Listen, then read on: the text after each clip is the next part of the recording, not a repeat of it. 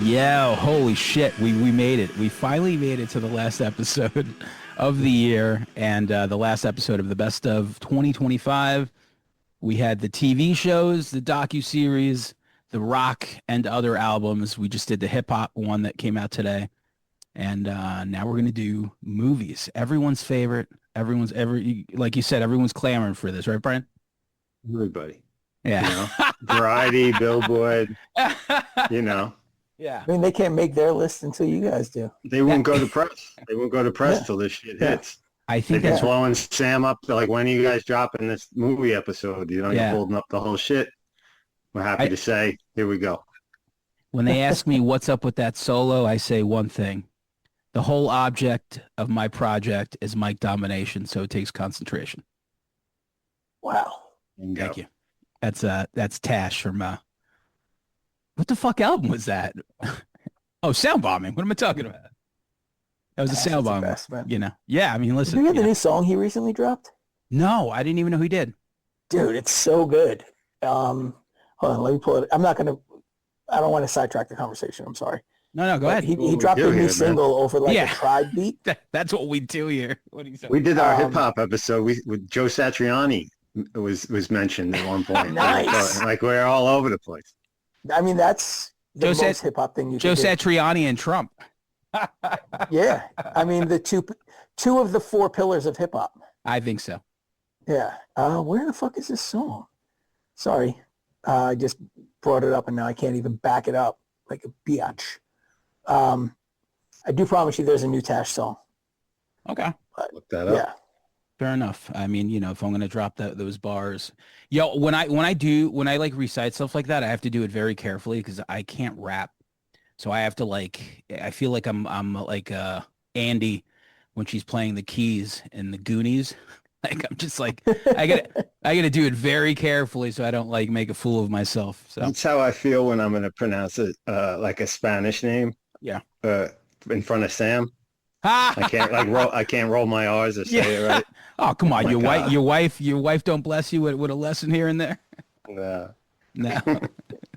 She don't hit you. So the with that. song is called Attention is a Drug. Okay. Just a single. And- yeah, it's just a single. I think it's over, I think it might be over the Lucian beat. Oh, wow. Okay. Yeah, Yeah. that's classic. Yeah, it's pretty solid. Yeah. And he goes crazy. Like he bars out on it. We we definitely gave flowers to a low end theory on that last episode where Definitely. we just basically said it's just probably the most overall pleasing hip hop album of all time. Probably. I don't know, where you just like, I can't imagine anyone listening to it that hasn't even listened to it just thinking like it's a bad album. Cause it just, everything about it from Excursions to like We Got the Jazz to like Scenario, it's just got something for everyone. I'm more of a Midnight guy myself. Are you really? Yeah, I think Midnight's the perfect album. Wow. We did a whole show on that once with those two records. Remember that? No, Yeah. did we? Yeah. I don't I think can't so. remember with who. Yeah, with Tim. I think it We was at George's house, maybe. That's how long ago we're talking about. I thought we were picking our favorite Tribe songs. Well, we were going back and forth between those. What the fuck? Yeah. I mean, you're pretty much It was gonna go through Tribe. those It was two a whole albums, Tribe right? episode. Yeah. Anyway, this will be for the Patreon. But all right, we're gonna talk. we're gonna talk about best movies of the year, and I guess we could do like top 10 and a couple of honorable mentions. I personally have 30 movies on my list that I saw this year that are noteworthy. I would say 15 of those are really good, and then probably 8 to 6 of them are like exceptional. So, but also like I know you wanted to talk briefly about some documentaries too, I Brian. ended up putting it all together. I have some in honorables and stuff like that. I didn't make like a separate list or anything Okay. like that because I had a lot. I scaled it down to like 20 something, have some honorables or whatever. But I hit a lot of movies this year. Like You a did. lot. Yeah. So yeah, I'm gonna do like 5 honorables and then like the top 10. So Tim, give me some honorables that you want to shout out before we get to the list. A couple of honorables I'd like to shout out. I thought Eeny Meeny was pretty fun. I forgot. Yeah, that was. I thought it was a pretty fun movie. It wasn't great, But it was enjoyable. I like Samara Weaving, although I didn't really like the other movie she was in this year. The fuck was it called? It started with a B, I think. Borderline. Borderline, yeah. Yeah. That was kind of like, eh. Yeah. I liked Match, which I'm not sure. Sam, did you recommend that to me, or was I it did. Hudson Town? No, Yeah. he maybe he did too, but that's I got that in the honorables too. Yeah, I like that one. I like Black Bag a lot. I put that in the honorables. A movie called Deep Cover, which was from early in this year. It was Orlando Shit. Bloom. That was great. That was really fun, man. I heard Went you way under talking the about it radar. on one of the episodes, and it reminded me that came out this year. Yeah, that was real under the radar, but funny movie. Yeah, it was quite good. There's a movie called Kill Me Again, which I just kind of watched on a whim, and it was a movie about this. It's like kind of one of those like stuck in a loop movies. Oh no, yes. Was that this year though? No, Thought I'm it thinking was. I'm thinking of something else. Yeah, okay. I was thinking Oh. of a different time loop. Yeah. Yeah, it was pretty low budget, but it was like, the serial killer gets stuck in this time loop in a diner where like he just keeps going through the same shit. And it has like a nice kind of fun wrap it up at the ending. I really like The Accountant too. I became a sucker for bad action movies again this year. Well, that's one of those things where it's like it is a thing now. I mean, I know you were hitting Yeah. those Scott Adkins movies hard, right? I mean, one of them made the top 10. Did it? Yeah. Yo, do you know Scott Adkins, Brian? I don't know. Yeah, so Tell I got hip to him when I was watching the In Search of the Last Action Hero documentary, which is Great movie. basically the like the history of action movies. And like towards the end, like after you get past like the Rock and all these other people, you get to like Scott Adkins, and he's like cranking them out, right?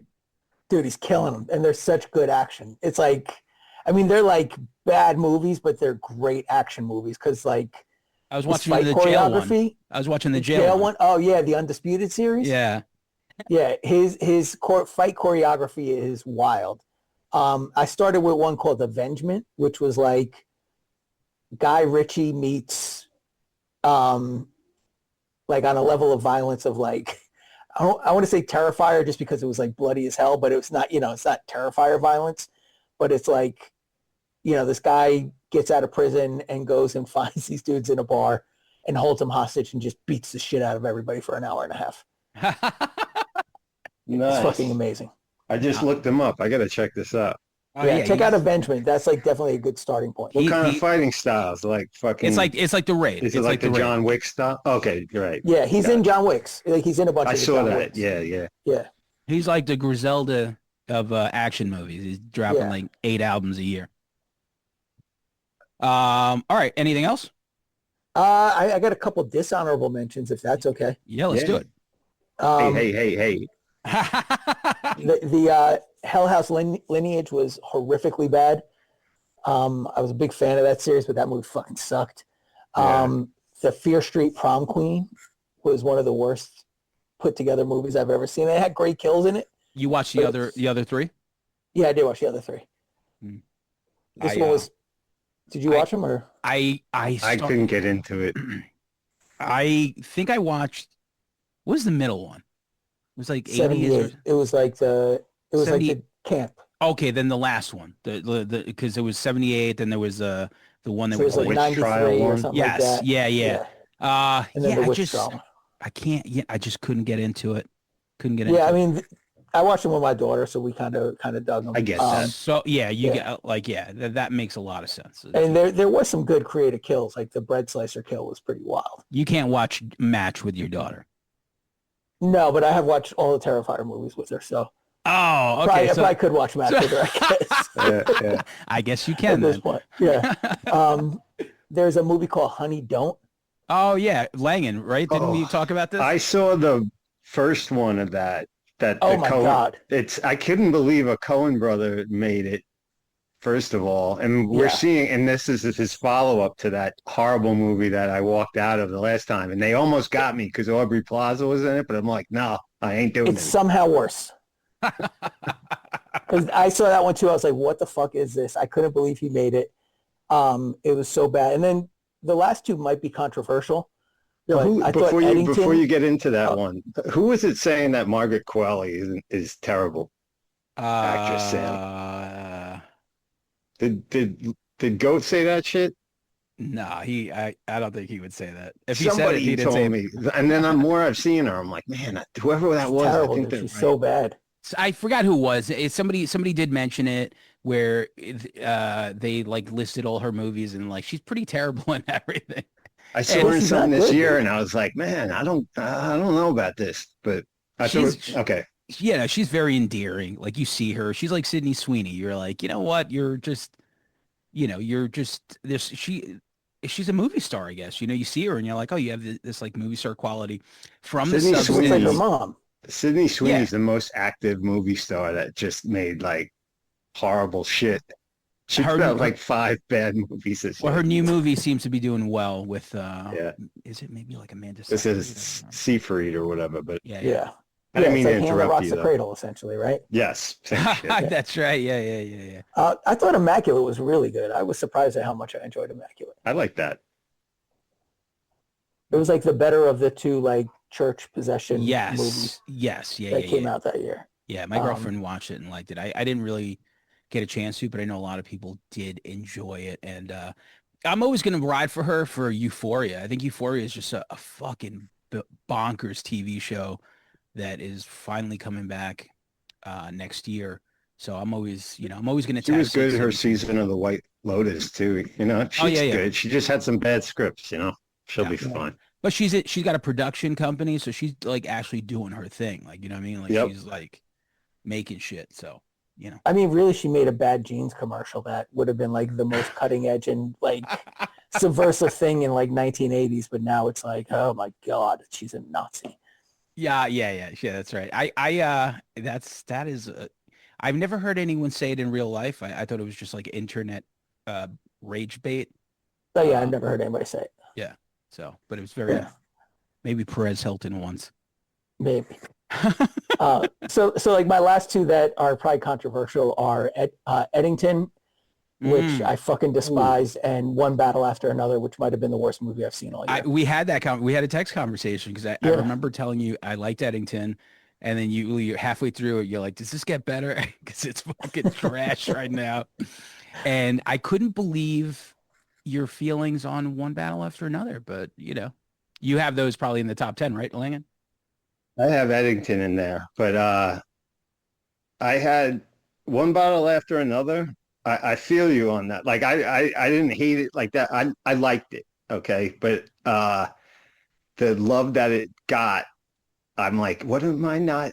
It's not hitting me the way it seems to be hit. Everybody's like falling over them. That was like the best shit ever. And Sean Penn was good in it. There was some elements of it. Wasn't a bad movie by any stretch.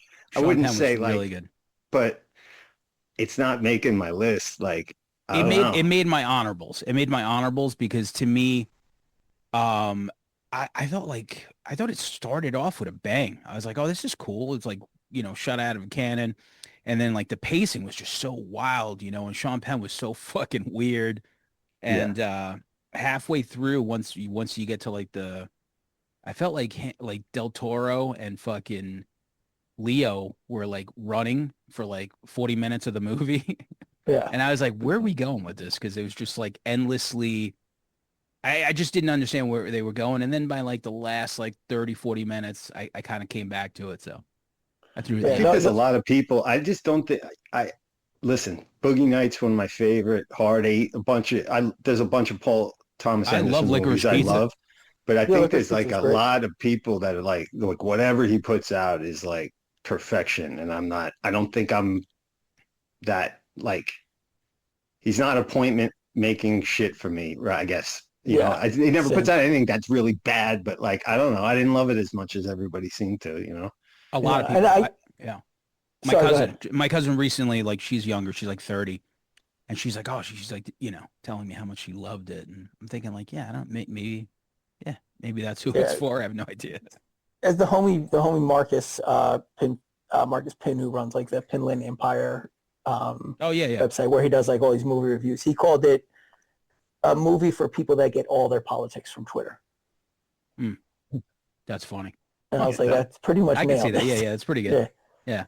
Which was Yeah, kind of like a little surprising, you know, because, you know, Paul Thomas Anderson was attached to it. Like, I don't, did he write the script or was it like an adaptation? I don't even know. I don't know. I think it was an adaptation, but you know what? I'm not That makes positive. sense. All right. Where's young Jamie? I gave him the night off. All We're on our own. We're just gonna guess shit tonight. right, we're good. Yeah, you can fact check us later. All right, yeah. So I guess Langan, give me some honorables. Yeah, I'll throw these out real quick. I got Ozzy Osbourne's "No Escape from Now" Oh documentary. my God, I so gotta see that sad. still. So sad, but it was almost like I even went back and watched the Osbournes on Tubi just because I wanted some more Ozzy. I missed Wow. the man after. I just wanted to see any Ozzy I could and shit. And this was the warts and all, you know, this is the tail end, you know, this is the saddest part of his shit. This But was the saddest part. Like this was just, I don't think I was ready for what it was. Like it yeah, was just very warts and all, like you said. warts and all. But like this is a guy who he was the patriarch of the culture I grew up with. Like this was like Yeah. a parent, like and it was almost like family. So like yeah, I've seen this guy's whole journey through the good and the bad and you know, and what a climax to, I mean, the most badass way that anyone's ever gone out, probably ever I playing mean, with really, Sabbath like, and then you goes really like called the it's shot. you really it's ridiculous, you know. So it's a heavy documentary, but it's very well done. Um, John Candy's "I Like Me" was another Oh, I gotta one. see that still. Yeah. You know, just talk about like I've seen so many docs where the people, you know, the rise, the fall, the this is when they were well, like what a good dude from like everyone, you know, his account of him is such a nice man, and it's just it still sucks that like he would have had this long career, he would have had like this Bill Murray, Steve Martin into drama kind of turn. I bet you he Especially was now having that. with Ozempic, he would have been killing it. Yeah, but like he would have had just such an awesome body of work if he didn't go Yeah. so young. Last doc I'll mention is, ladies and gentlemen, 50 years of SNL music, the Questlove doc. I thought was really well done. Just some incredible footage, and the guy does. What are you laughing about? You included the Corey in your top 10? It did. Okay. I mean, yo, I understand. So go ahead. I'm like, how am I these Yorgos films? And I just Yeah. Corey Feldman, and I saw it so late in the year, but goddamn if it I wasn't watched so goddamn I watched entertaining. it But once and then I watched it twice. yeah, so you know, that'll make an appearance later. And then I'll say Presence, the Soderbergh ghost story. I thought that was really good. Some people hated it. I avoided It's a little it. slow. Together, kind of a body horror. It's in my top family. 10. It is okay, so I'll gloss past that. Weapons will probably come up later. It just barely didn't make it. Love the movie. It just, you know, got to draw the line somewhere here. It's in my Gotta- honorables. I got to mention Deathstalker, the Steven Kostansky, Oh, I didn't get it. I didn't watch it. the Yeah. remake of like who is calling for. I got to shout this movie out just for existing. Like No who one. in 2025 was calling for a remake of Deathstalker, that fantasy movie. 1983. Yeah. Yeah, that Roger Corman did. And it's such a niche fucking audience he's going for. You gotta respect it, man.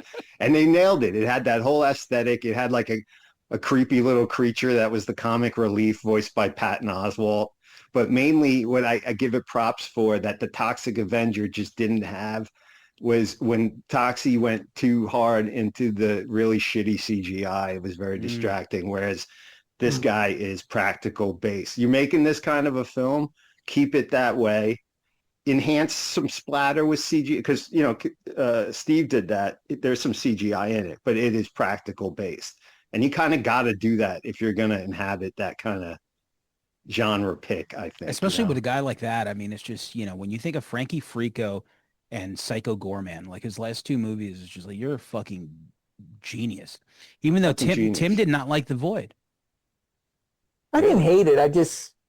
I think I went into with very high expectations after listening to you guys talk about it. You shouldn't have, Yeah. you shouldn't have listened to us. Well, it's the only We reason I even glazed checked that. it out. We glossed on that fucking And heavy. it was cool. Like I didn't hate it, but I don't remember even how it ended.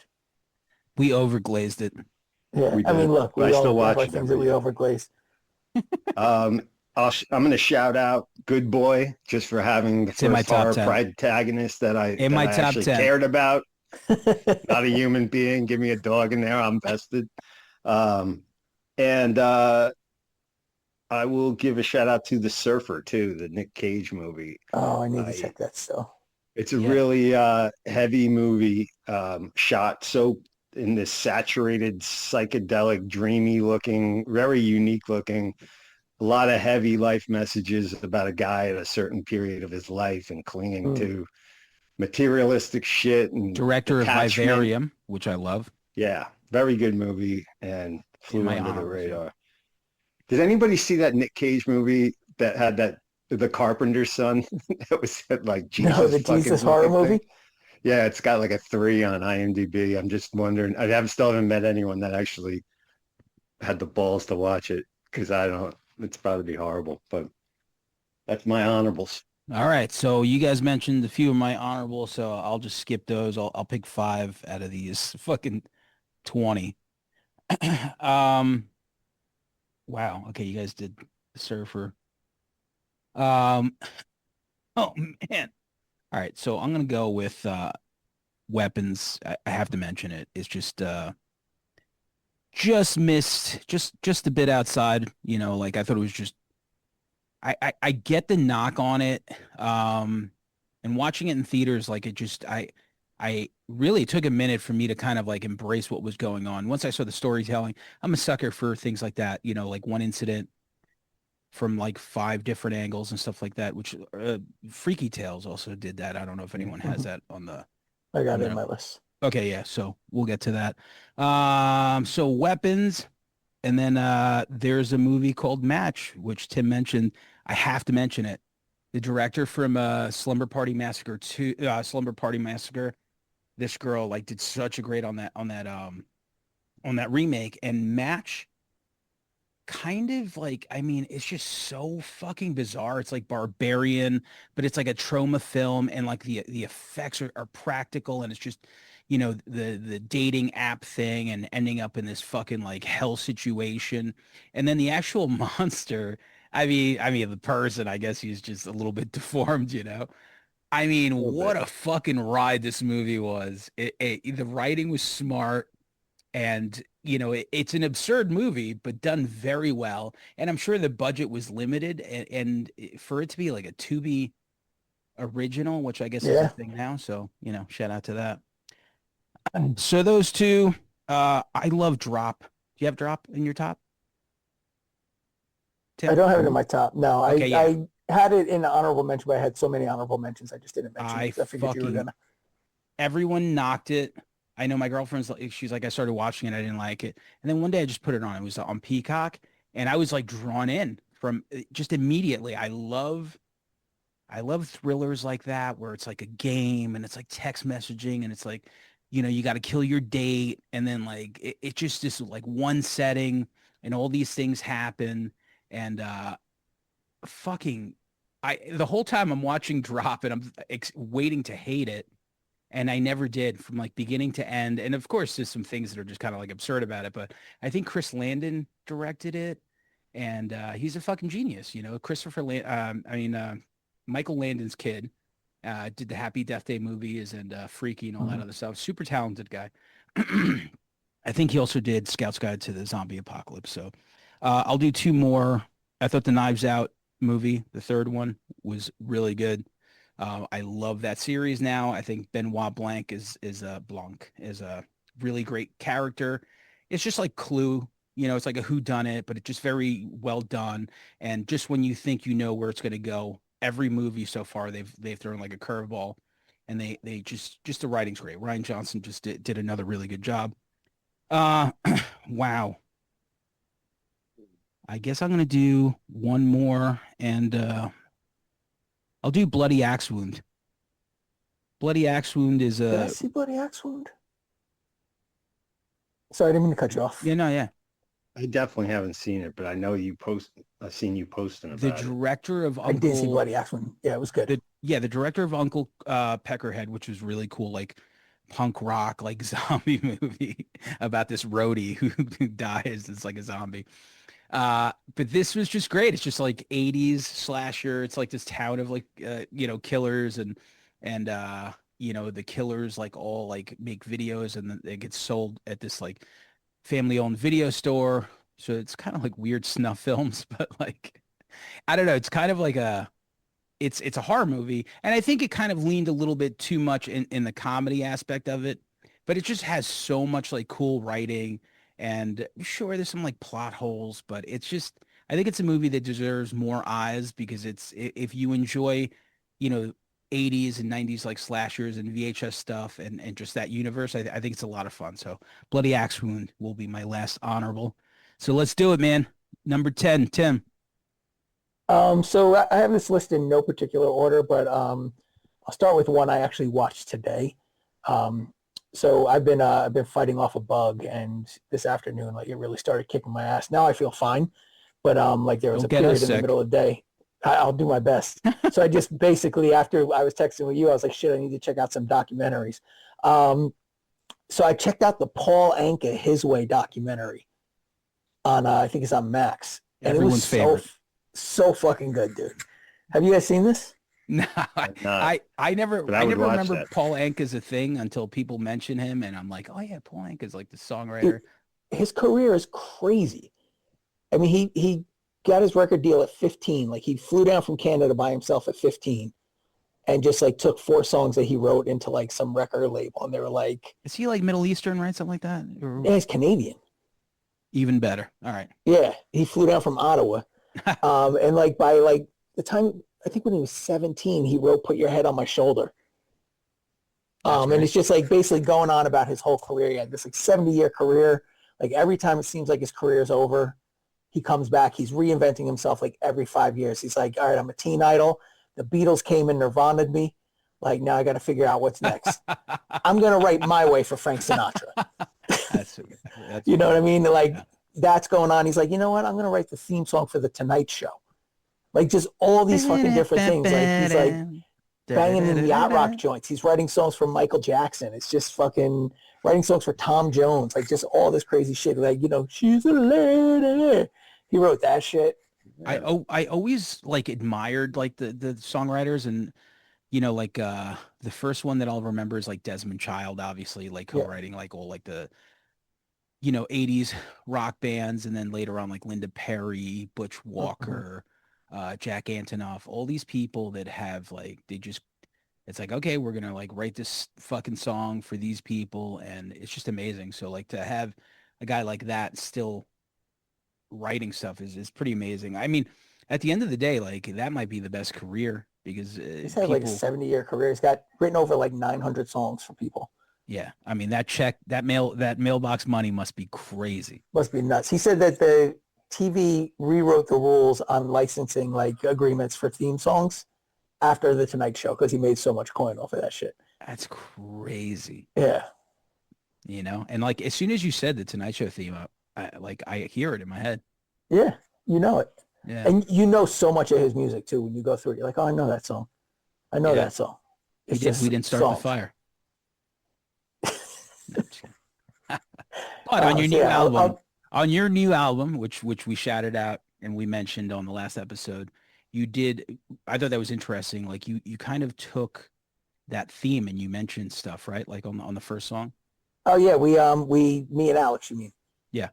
Yeah, that was our version of a mashup of like We Didn't Start the Fire and End of the World. Yeah. Yeah. A lot of great references on that. So, Thanks. all right. So number 10 for you, Lang, at number 10.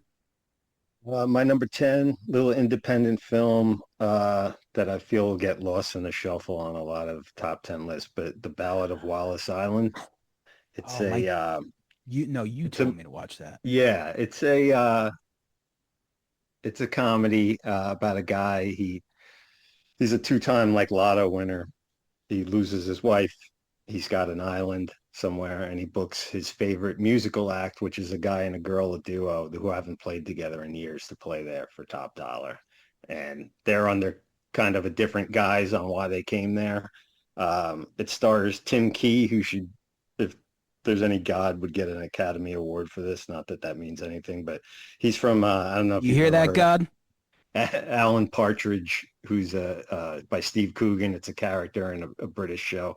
He was a sidekick to him. That's where he's known from. But it's a great comedy, very sweet. It's about loss, grief, moving on, shit like that. But it's very funny, and it kind of went under the radar this year. I think it's still on HBO. Oh, You was would it? love it. I thought it was think, Peacock. so. Yeah, you mentioned it. And It might have made It's that, on, you know how it's on HBO and then they'd lose it and then Peacock gets it Yeah. away. I don't know where it is now, but I I do. just looked it up. It's on Prime. Prime. Okay. Making the rounds. I do love that plot, like think you'd lottery like it. winners that lose everything and music festivals, like, like it's like you're talking my language. Like that show, Lottery Ruined My Life. Like I was like Yeah. snorting lines of that show. Number 10 for me is Good Boy. Tim, you never saw it, right? I did. I can't bring myself to see it. Like, All right, To- so I'll ruin it for you. yeah, I was gonna say to Langland's point, the way you think about like the characters like you care about, Yeah. like I feel like I would feel too much anxiety for the dog. Like Mhm. I'm not worried about like I'm about- the final to girl, ruin it. but the dog, it's gonna give me a lot of anxiety. So I Yeah. thought, I was confused, Brian, right? Like I thought it was like a slasher movie and the dog was like kind of like a part of, like it was just basically Friday the 13th through the eyes of like a dog, which Yeah. is not what it was. No. So I'm watching this and quickly you realize that his owner is sick and he plays with him less and less.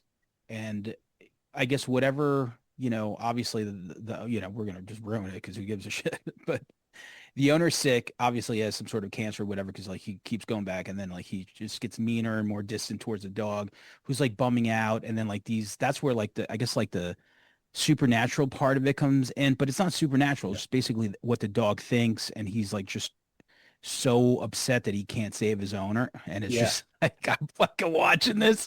And by the end, I was just like, oh my God. I'm like, you guys fucking tricked me. Yeah. And it crushed me. It's Mhm. just like, I couldn't It's like a believe- 75-minute, what is it, 80 minutes? it's like 70 It's minutes, short. 75. It's Yeah. short. And if you ever do see it or anyone does, you got to watch the making of it, how this guy over, what was it, like 3 years he made this fucking movie to get Yeah. the dog to like, and how they shot it and stuff, and scenes where you think the dog's in complete peril. Like he's just like, like they're just trying to make him laugh and shit. What a labor of love, Yeah. man. Yeah. But it just like the rug that they pulled, because it wasn't what I thought it was. And once you realize what it is, you're like, fuck, this dog's not in danger. Yeah. And yeah, then you're like, oh God, all right, this is pretty bum. This is a bummer. Can't wait for Good Boy too. Yeah, good point too. This time it's personal. Electric Boogaloo. Number 9, Tim. I'll go with Diablo, which is the Scott Adkins movie I'd mentioned. It's like his Man on Fire. He's basically like, I forget, something happens where like I think he gets sent to prison and his daughter is adopted by like some South American politician who's very corrupt, and she's kidnapped by some unkillable henchman, and he has to kill her, and it ends around like one of those human thrasher machines, or those thrasher machines that Michael Myers got dumped in. And it's just phenomenal action. So Diablo. All right. What's it on Yeah. right now so we can watch it? Probably on Tubi. Probably. I feel like all of his movies are on Tubi. Sounds like Tubi Plex of Pluto. Yeah. It is. It's definitely on Prime. Okay, it's on Prime. Yes, So on when I Prime. dive into this guy's work, I should start here because I'm going to check this dude out. I would start with Avengement. Honestly, like that's the one that drew me in. Gotcha. But then there's also the Undisputed series, which the original Undisputed movie was Ving Rhames Yes. and Michael Jai White, and then the sequels is Michael Jai White and Scott Adkins, and then Scott Adkins like the person I think who's the villain in each one ends up becoming the hero Oh shit. No, as you go interesting. forward. Yeah. So, but yeah, he's phenomenal. It's kind of like The Like he's Substitute, where Tom Berenger gets he's replaced he's by this Treat Williams. generation's Treat Williams. Cool. All right. You know what? We needed him. Yeah. Langan, number 9. My number 9 is Warfare. Man, Did you guys see that was that? in my honorables. Yeah. Whoa, that movie's heavy. Heavy movie, about 95 minutes or so Hmm. in live time. One of the best war movies I've ever seen that really nails how stupid and waste of human life it could be after you're vested with these guys. But they don't give you any backstory on the people or whatever. You're just kind of thrown into this thing. But you know the story, right? Yes. So, But if like- you're just going in blind to the film. Okay, yeah, but like the director or like the guy who like co-directed with Alex Garland, it was like his story, and it was just like this part, like he was in the service, and it was like part, like I guess it was just this like one moment in time that that they chose to like, put the movie on, which was like, And it which worked, man. It's yeah, heavy. which made it seem like, I mean, I guess it's just like this super heavy like dramatization, basically, because I didn't realize that was Alex Garland. yeah, Yeah, it's a heavy film. Very good. yeah. I thought Civil War was First one of of the the best zombie movies I've A24 ever war seen. series that's coming out. A24. It's gonna Yeah. get into the war Yeah. movie business. Yeah, it does. I'm sure they got a lot to say about that. What did you think A lot about of Civil War, trauma. Tim? I said it was the best zombie movie I've ever seen. I don't know if maybe I liked it. You know what? I liked it more than I thought I would. I thought it was a great ending. Plus Jesse Plemons is just, I'm sure we're gonna sing his praises later on. Meth Damon. Number 9 for me, I went with The Long Walk. Anybody else got that? No, good movie though. The third of the adaptations from Stephen King this year. I got the other 2 definitely on this list. This was, obviously one of my favorites, but my least favorite of the 3. But it was still pretty amazing. The only reason it wasn't higher was because it was a pretty simple movie. Just was what it was. But like super dystopian. Mark Hamill was a fucking psycho, and it's just these kids that in this world where money is like such a thing, and they want to the young kids like enlist for this game, and they all walk. There's no end, and basically the last kid walking is the one who gets the the money, and yeah, it's pretty. The Stephen King writing always just captures like young kids, like I don't know, he's just so good at like writing these characters. Stand by Me, no, It obviously. But yeah, I mean, you could figure out the rest and how it goes. Just everyone's walking until they're not walking. You got fucking Philip Seymour Hoffman's kid in there, Licorice Pizza Kid, and just fantastic, super tense, because at the end of the day, one of them is supposed to win. So the I long think walk. everyone walking until they're not walking. That quote they should lift that and put that on the poster. Red River Podcast. They should, right? I think You it see says the- it all. You see, there's Yeah. a movie where they walk until they're not walking, until there's one. I mean, if I saw that on the box and Blockbuster, I would definitely grab it. Yeah, like wow, these guys nailed it. Number 8, Tim. They know what they're talking about. Number 8, I'm going to go with Companion. Okay, yeah, I got that further up on my list. Got that Okay, first. so I won't say much about it other than it was definitely different than what I thought it was going to be. Oh yeah, And I enjoyed it. I enjoyed it quite a bit. Langan, you definitely have that, right? Yeah, I have that up a little further up. Me too. All right, so give me your number 8. You probably have this further up. Bring her back. Absolutely. Yeah. I got it as well. I'll sit on that Yeah. for a minute. Let's sit on that. I got number 8. I got Together. Oh, why am I joking right now? Together, Alison Brie and her husband, Dave Franco, who seems to be the only working Franco at the moment for whatever reason. I think there's only Hollywood's only allowed to have one. That's true. That's Franco. basically Yeah. what. Yeah, he Yeah. snuck up and he took the lead. Yeah. There's also mean- John Franco from Dead City Records, the John punk Franco. label. Yeah, it Oh, was yeah. like I think an Awkward Thought. No, I don't remember John Franco. I went to high I school. remember the with him, pitcher, John Franco. So. Yeah. Say Oh, I that forgot about shit. that. Yeah, that's what I was thinking of. He had the mustache, right? That's right. Yeah. Every Franco has a mustache. Come on. He looked like every New York bagel guy, like bagel counter worker. That's it. Shout out to John Franco. I think I'm like a sip of something. You all right? This movie get to you? Yes. It's about Okay. love and loss. Oh, Yeah. oh my God. It's all right, man. You're with friends, bro. Okay. So together, I didn't really know much about this, right? Like the trailer was like kind of like right from the trailer, you get like some sort of codependency, right? From these two Mhm. people, but a little bit more than that. And you guys both watched this, right? I haven't seen it. No. You haven't seen it. Lang, you saw it. I saw it. Yeah, it kind of reminded me of like The Ruins, you know, Hmm. that movie mixed in with a Tales from the Crypt episode, because by the end there was so much camp to it, Yeah. but in a really cool way, you know, like also of course Dave Franco, you know, like where they live in like Brooklyn, he was like an indie rock band, he was heading to fucking practice and like she was like the breadwinner. I was like, wow, this is I love this premise right here.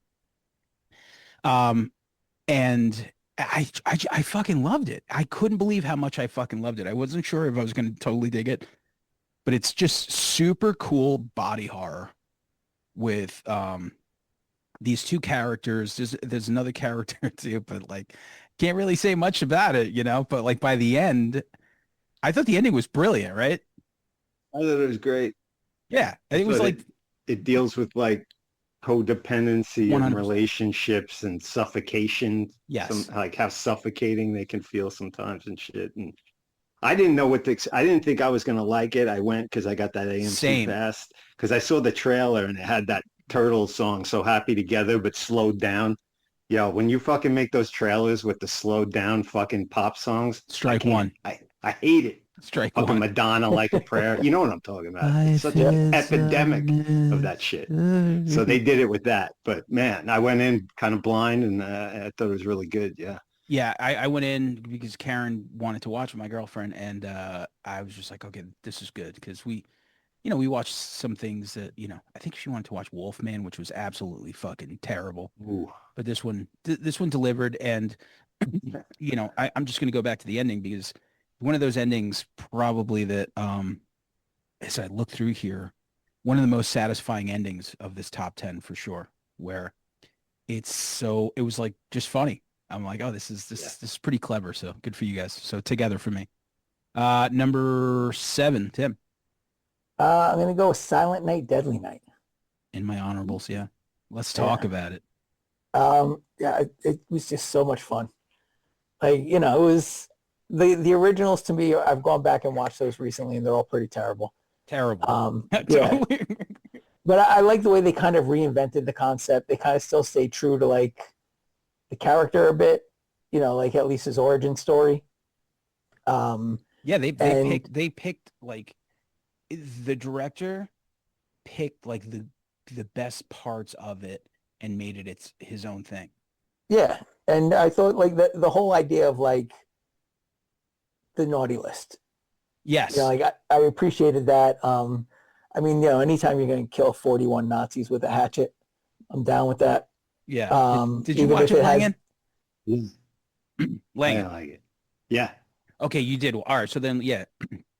But go ahead. The Nazi thing was I was just like, what? It was is weird. this? It was definitely a weird scene. Yeah. Like I remember it came out on like I think Bloody Disgusting like a week before I saw it, That was the that promo, clip, yeah. and I was like, okay.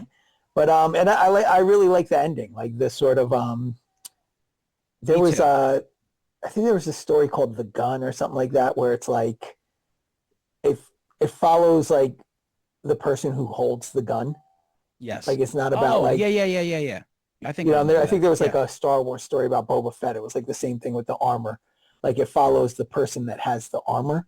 Like I kind of thought like this could be a fun series if they do that this way, where it's like the sort of Christmas spirit goes With from that- like one person to the next. So Tim, Brian, he never watched Frailty, but it was ruined for you, right? Yeah, By unfortunately, yeah. how was it ruined again? It was like a video or I something. watched like one of those like what culture like 10 best horror twist endings. It didn't occur to you that you maybe, I just assumed I saw everything. I was like, yeah, cool. I've seen yeah. all these movies. But And then Fra- that one I've came out. I made was some like, oh, I haven't mistakes seen with this some one. of those shows before. Yeah. this reminded me of Frailty. That's what the You were naughty saying that, list yeah. was. You know, like where it was just once you realize that his parents were bad for Yeah. what they did to their his grandfather, and this guy Santa is putting them on the naughty list, and then he's the like it's just yo, it was pretty fucking smart. Langan, you didn't like it at all, so tell me why. Uh, like I said, you were going to make a remake. You're either going to go beat for beat and do whatever and change a couple things, or you're going to go somewhere totally different. I give them credit for going somewhere different. I just wasn't into it. I don't know. It just, But the original is so terrible. Like, I'm not saying that's good. Maybe I just got turned off when I saw fucking Corky Halloween right in the beginning. I didn't know he was in it. Whatever the fuck his name was. no, yeah, I mean, you hold that Halloween ends anger to this day, right? I was like, this motherfucker. As soon as It I was saw one of the worst movies I've ever seen. My daughter and I were dying laughing. It was so bad in the theater. People were like, what is wrong with you? I was like, this movie's fucking horrific. When they were just passing Michael around like a blunt at the end, Yeah. it's just like, come on, man. What the fuck's happening here? And Matthew Modine's daughter killed it. Yeah, it was great. The least realistic thing was like that her store, which looked like it was like, you know, that one house on a methy block where like the woman has a hair salon. Like that's the fancy Christmas craft store. Yeah, yeah, And yeah. that store was so busy. They needed that extra employee in there. I was like, how are they running this? But well, they don't need that kind of staff. They don't No, need they that. don't need. These Yeah. two people got this shit. They got it. And nobody's going to that store. Like if you're driving through the town, you're not going to be like, let me go to that quaint little holiday store and Yeah. maybe get jabbed with a dirty needle. But I will say the two leads, I like Rowan Campbell. I think he was great in Halloween Ends, regardless of He was the only enjoyable part. Like I wish they followed that story. I wish that was the story of that Halloween series. without a doubt. Yeah. You find out Michael is dead, and then Yeah. you follow him, right? So, but yeah, I'm glad. You know, I will say, did you really watch all the Silent Nights? Yeah. All right, so you even watched part 3 with Bill Moseley, where I he's like believe I did. I might have walking fallen asleep during it and just walking not went around with a back to plate it. on his head. Understandable. Wait, he had a plate on his head in that Yeah, as well? yeah, it was like his brain is exposed and he's walking Wait, that's around. Texas Chainsaw too. Yeah, His but calling card. Wait, did he really do that in both movies? that's his leg drop. Well, I mean, it's not like the plate. It's this like helmet that has an exposed brain. Oh, okay, I gotcha. don't even remember that. Maybe I Yo, missed that because I don't yo. remember that part. That's a I'm bad one. telling you, it is like part 1 at least part 2 has like the best parts of part 1, and 2 is just, I mean, it's so absurd, like the garbage day and all that other shit. But part 3, one day, just put it on for 10 Four- minutes, and Four you, has its charms. 4 is ridiculous because it has nothing to do with anything. 5's great, and I really Five's recently, Toy Master, right? yeah. Yeah, Five's great. Yeah. I mean, you know what it is? What's the bar? The bar got low. So it's like, Yeah. Toy Master had 2 years. You're like, all right, you know what? You guys tried. And then the remake was like, fine. I kind of like went back and watched it recently and I was like, oh, this is actually really The 2012 remake. Yeah. Yeah, it was pretty good. Yeah. So, but I do Uh, like the remaking of movies that, like don't remake The Exorcist, but remake that. Yeah, Yeah. The originals weren't that great. Take Yeah. Chud or something and do something with that with a budget. Like just leave the franchises alone and dig into the crates of some Yeah. like movies that could have been better, had a good concept, but just had Yeah. no money, yeah. That was 7, right? For you? So I think, yeah, that was 7. I think that was 6, actually. what was was your it? 7? No, I think that was 7. I did Companion, Paul Anka, Silent Night, and Diablo. Yeah. So then that was your 7. Yeah, all right, sorry. Langan, number 7. Life of Chuck, You got that later? Or I do. I do. Let's talk about it sit on later. that. I'll table that, as we That's say in it. the business world.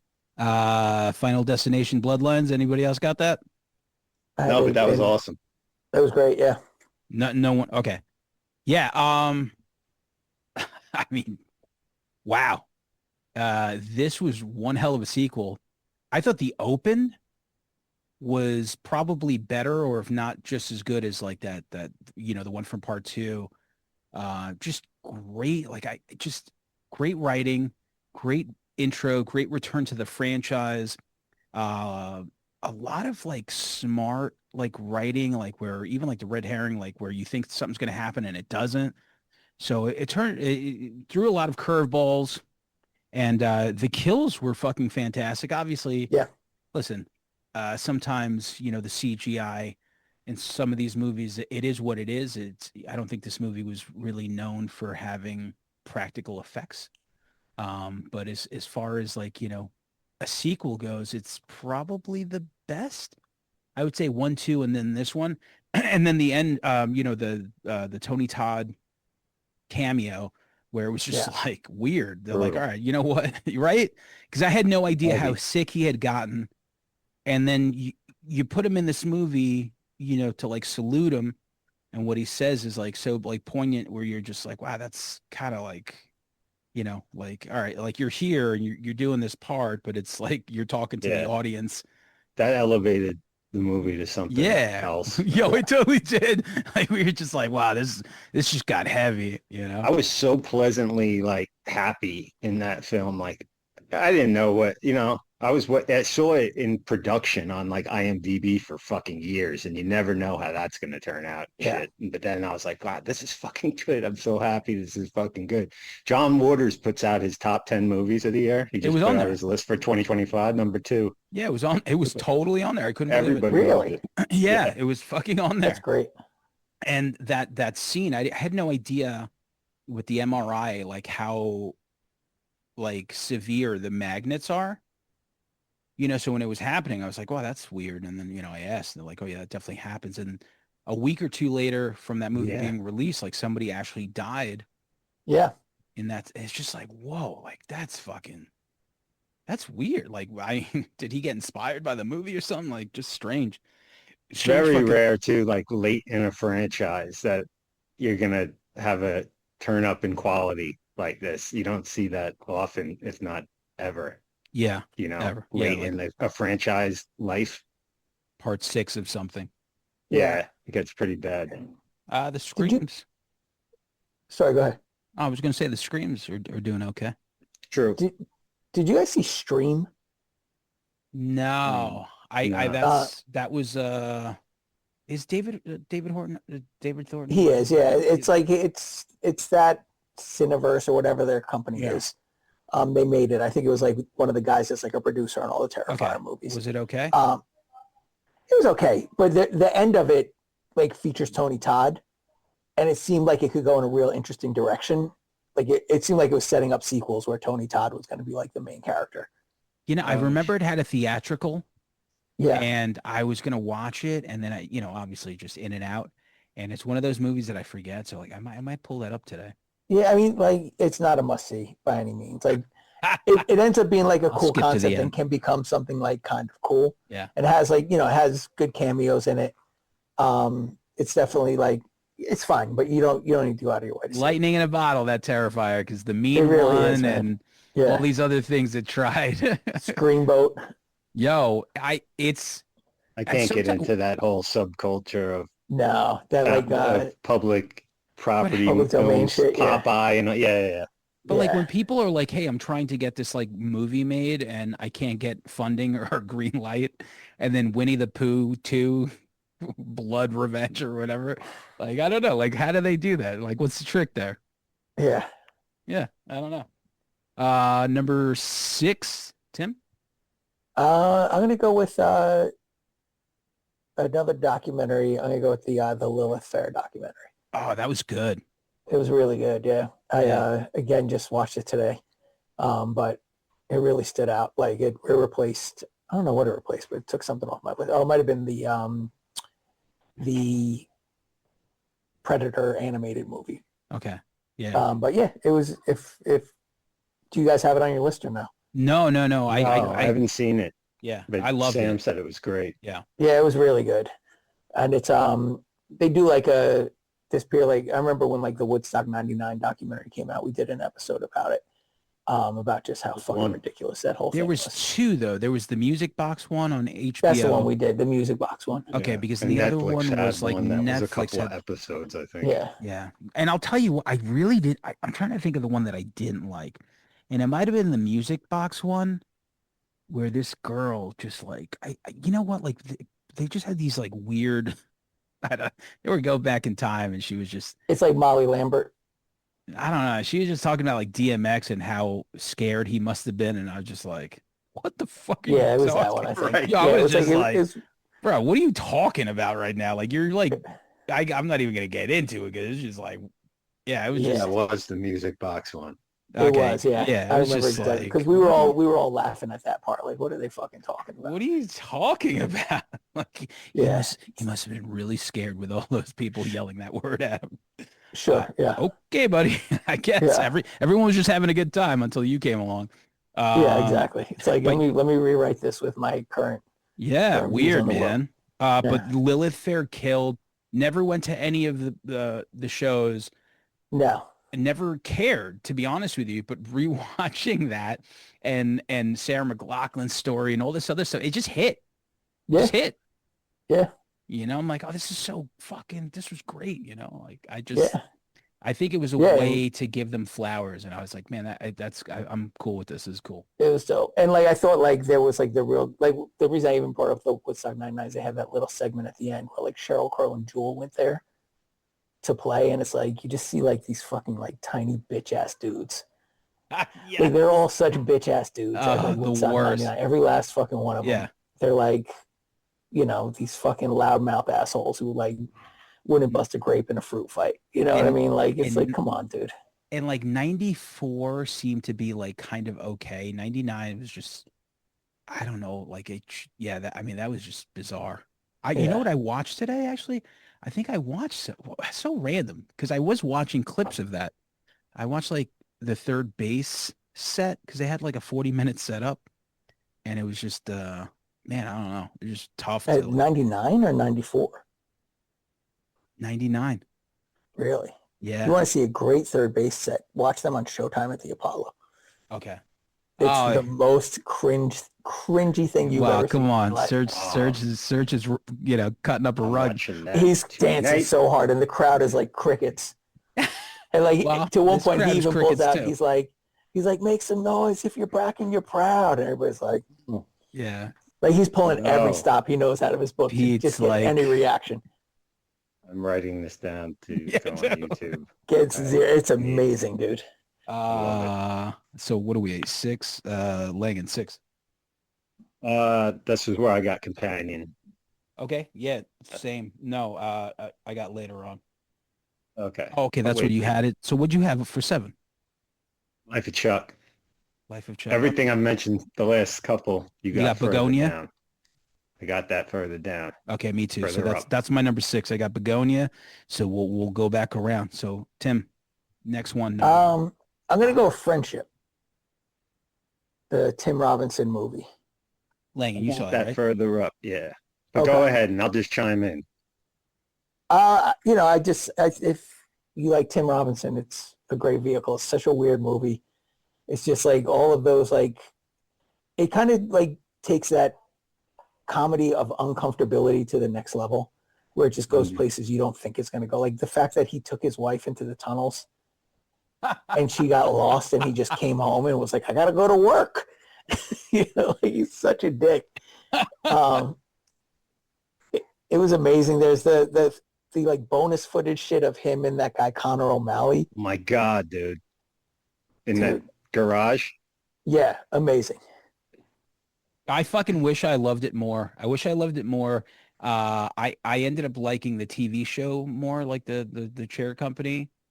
I still haven't watched that yet. I want to binge the You're whole gonna thing. love it. Yo, if you yeah. love friendship, you're gonna love that Yeah. shit, man. It's so just- good. Once you realize, because I didn't know how much he had to do with it, And after the first episode, I was like, oh, this is definitely his vehicle too.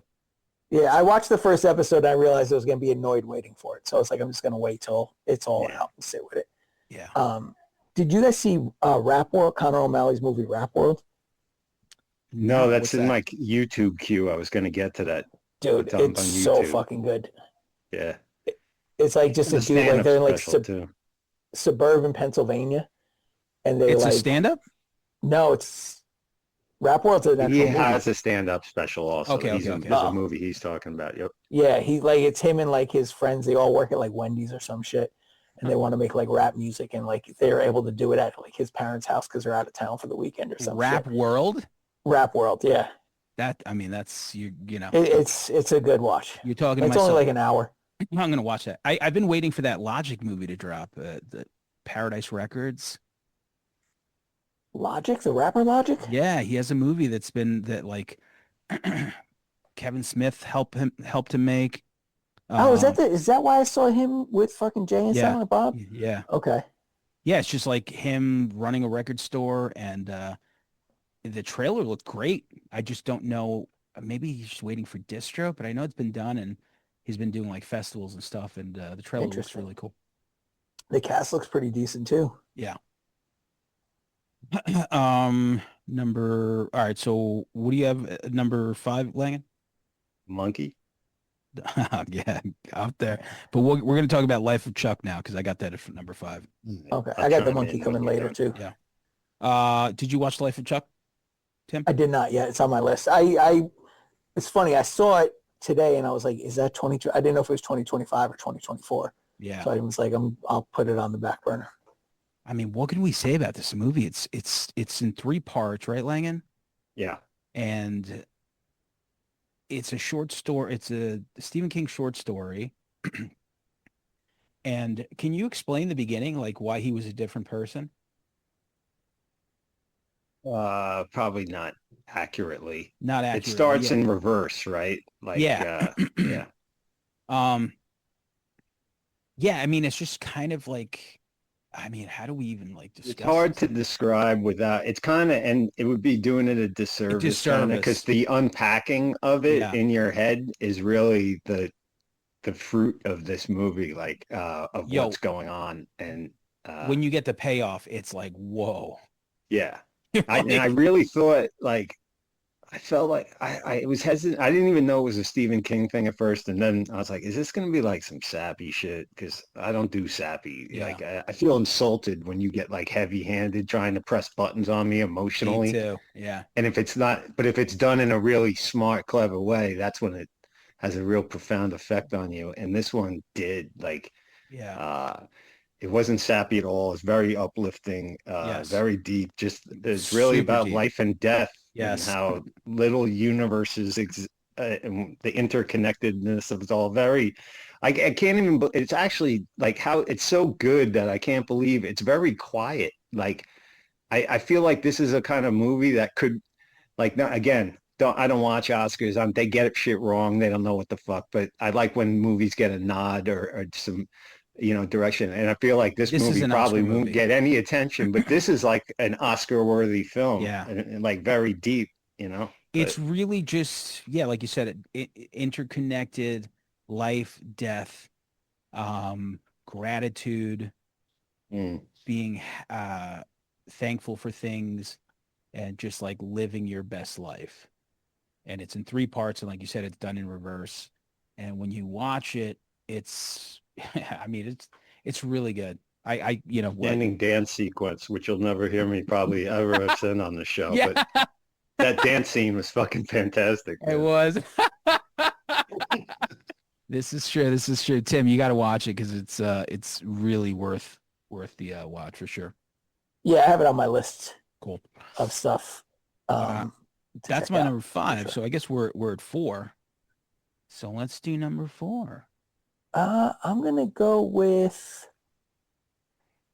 probably Weapons at number 4. Okay. Did everybody talk about that already, or We That just is an briefly did. honorable. We did the honorables. you guys had an honorables? Yeah, I just really enjoyed it. I really hated his first movie. I thought Barbarian fucking blew. Really? Um, I loved it. Oh man, I was so mad when I got out of that movie. Like I was legitimately pissed. I was like, "What the fuck was this dumb shit?" I was so mad, man. You wasted like a amazing performance by what the hell's the dude's name? It's from like that Rob Zombie movie 31. Oh yeah, Um, yeah, yeah, yeah, yeah. Richard Brake, He was like like just a great the dad, performance by or he Richard was Brake like was the wasted. yeah. The fucking monster at the end looked terrible. But anyway, like yeah, I thought Weapons was super fun. It wasn't what I was expecting at all when I went in. My homie called it uh, Pulp Fiction meets Ferris Bueller's Day Off. um, Okay. because it's like that scene at the end is very like the end of Ferris Bueller's Day Off. I saw it twice in the theater. I went once by myself, and then I took my daughter. And the second time I went, it was a lot of fun just watching people's reactions, knowing what was coming, like and just seeing like how they were going to react to shit. I thought it was really cool. I was really impressed with it, and I'm looking forward to see what he does next. I think he's doing Silent Hill next, so She was killer. Um, and when when you Doing get Silent to Hill, that next Silent Hill movie, I think he is. Yeah, that's coming out soon, I think. yeah, it is actually. It's coming out in January. Yeah. Is he? That can't I be thought he right. was. Maybe I I'm think the guy confusing doing the somebody else. Silent Hill movies who did because that's one of those franchises that there's a million ones, but I think there's only two before that this guy made, and then this is a sequel. But I don't know. That Yeah, I think I'll there's look it two. up. This will be the third. But I didn't even know they were that profitable to do them. No, They got a Uh, following. so you I've seen worse movies made about video games than the Silent Hill series. I'll put it that way. yeah. one of my Oh, Resident Evil. I'm sorry, not Silent Hill. Resident Evil. That makes sense. Okay, Yeah. gotcha. Yeah, one of my honorables that we didn't mention, video game Until Dawn. I thought that was great. That was fantastic. I couldn't believe I enjoyed it that much. Well, what I really liked about Until Dawn Was was this last year? no, it was this year. What's this year? Yeah. Oh shit. Okay. I think it was like February. I just like the ability to kill main characters over and over again to get that Mhm. satisfaction.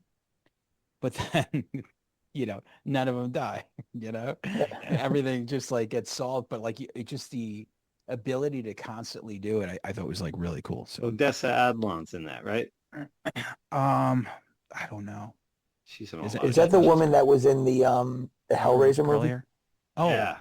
She's Oh, in I a fucking lot of hate her shit so this much. year. Do you? Pamela Anderson's daughter. Yeah. Not Pamela Anderson. Pamela Adlon's daughter. Yeah. okay. Yeah, she's in everything now. She's in that TV show with Rachel Sennett. I Love LA. Love LA. Yeah. Terrible show. Lang at number 4. This is where I had friendship. Did you? Just to piggyback on what was said. Yep.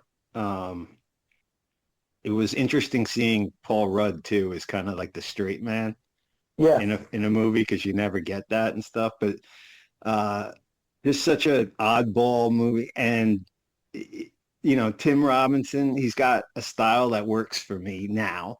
I'm curious to see if he continues because Chair Company, he's got that yelling kind of awkward fucking delivery, and it's working for me. I wonder if he's going to keep doing that or where he's going to head. It's He's gonna do a obviously working. Safdie Brothers movie next. Yeah, Yeah. right.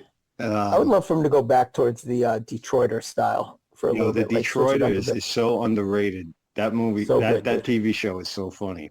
I highly recommend that one too, Sam. But it's such a psychological, social nightmare. It's disguised as a comedy, but it's just angst-ridden comedy. I loved it. It's fantastic, and it looked really good too. Loved the way it was shot. It's kind of like I feel like it's like what it's like in the mind of an anxious person, like a socially anxious person, where like Yeah. you're thinking of every possible scenario that could go horribly wrong. I mean, just like I said, just his brain and that chair company. Like just that script is so ridiculous that I don't know. I loved it. Like it's just this chair company that he wants to get back. And I He do went- love about it when I saw it in the theater too. I'm like, so many people left. Like, I like a Nice. movie where like people leave. You Yeah. know, like because it's not just like that was all right. It's like nah. It's like you're either going to be all in on this shit or it's going to be like what this is fucking the I worst thing I've fucking ever love seen. when people leave. It happens rare, but like the last time was like The Substance. As I two Mm. people. I had people walk out during the finale, Yes, that's when they which walked was out. I'm like, really? You made it this far? Yes, they walked. Two people walked out of The Substance when that very end, when like the tit was coming through the mouth and all this other shit. They're like, "Nope, we're good." And I'm like, "You made it this far." Just made me enjoy it to like a feverish pitch when people are passing by me in the aisle. I can't Yeah, believe. I'm like, it's, oh, this it's is like that great. Vince McMahon meme. That's what Yeah. Lions like. And then number 4, we could talk about Companion now. Yeah. So, January. This was a long fucking time ago, and I didn't really know anything about it. And you start watching this movie, and this guy's getting handsy with this girl, and then from there, boy, does that movie fucking just turn. Like you're like, holy shit, what the fuck just happened? And then you realize, like, you said you watched it, Tim? Yes, I did. Yeah. Okay, yeah. And then you realize you're watching like a sci-fi movie and you're like, holy shit, this is fucking like bizarre. And then from Yeah. there, it goes even further as far as like, the sinister aspect of it as to why that guy was there with the girl. And it just like unravels. And I thought it was just fantastic. And I thought it was a really cool way to start 2025 with like a curveball like that, on top of the fact that who would have known, but like, we talked about this laying in like 5-6 months into the year, slim pickings on the movies. Like, it just, compared to 2024 that had just like a fucking year for movies, this year I feel like everything that I picked came out like from like June, July on. But this was like a really killer edition in January. Yeah. I was I love happy that. I got to see it. Like, I didn't see a trailer. I just knew there was a horror movie out. I went, and I'm so glad I saw it without knowing the twist. No That one really knew. helped. And Yeah. Sophie Thatcher was awesome too, and that Yeah. she's someone to watch. Yeah. Jack She's Quaid in plays that a great shitty. creep as well. Jack. Yes, Yeah. totally. Yeah. I did see the trailer, and you're kind of expecting it to be like Yeah, this it's big different. reveal at the end of the movie, but they really like get it out early. Yeah. But Whereas there like was nothing pointing to what it was. I mean, like, trailer No. was just like whatever. And then yeah, it's just very well done. It's very rare when something like that happens, and it happened in this. And I thought Companion I was waving that flag for like the last 12 months for sure. Big fan of that Yeah, one. and the kid that played Guillermo in Yeah. What We Do in the Shadows. we live in the shadows or whatever it is. Like his whole arc was kind of interesting too, where it was like, he had the boyfriend made for him.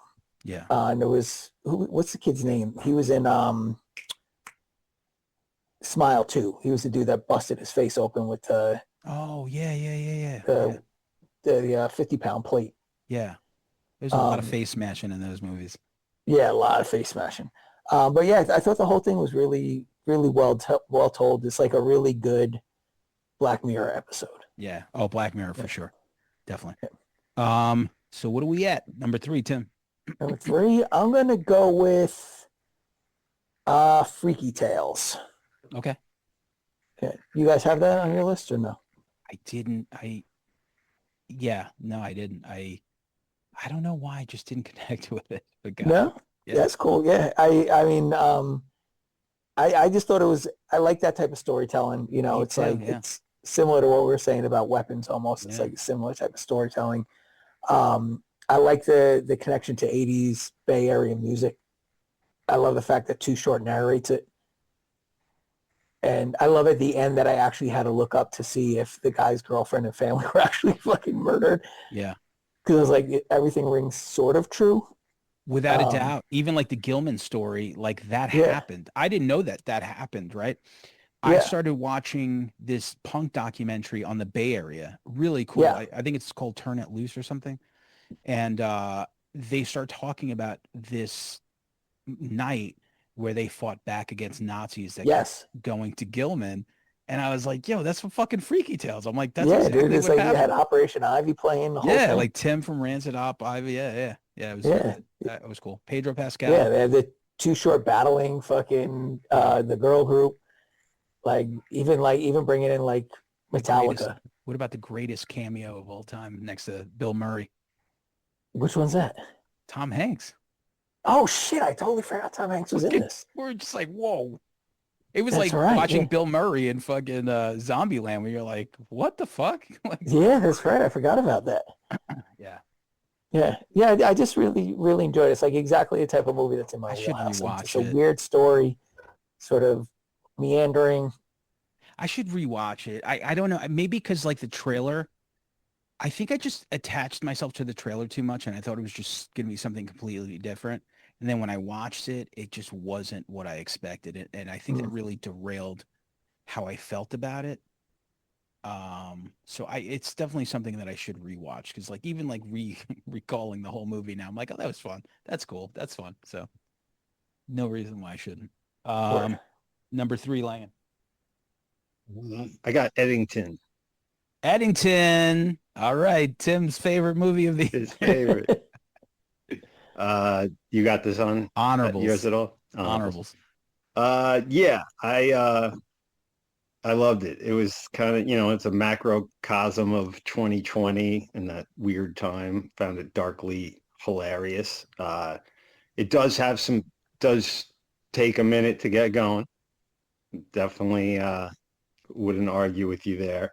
But I don't know, I think it did a good job of portraying like the different realities of different echo chambers everybody was kind of living in I without thought it fucking nailed it.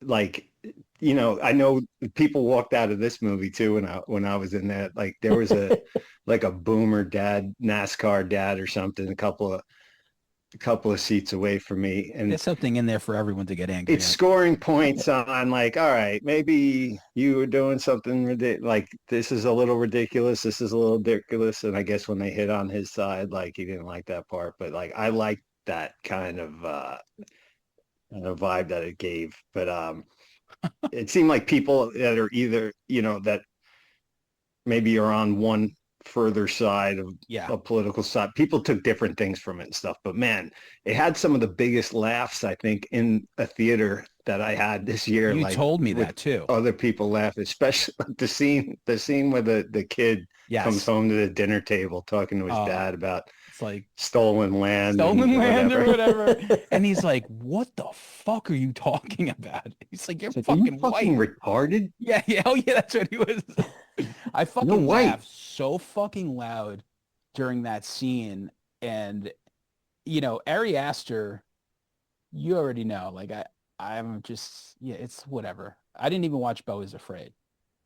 I was But afraid is if you have some depression and anxiety issues, which I definitely have had in my life, like it hits in a special way yeah. that I could see that maybe it could really miss too if it doesn't scratch a certain itch. That was a little tough. I think Midsommar's is my favorite film of his.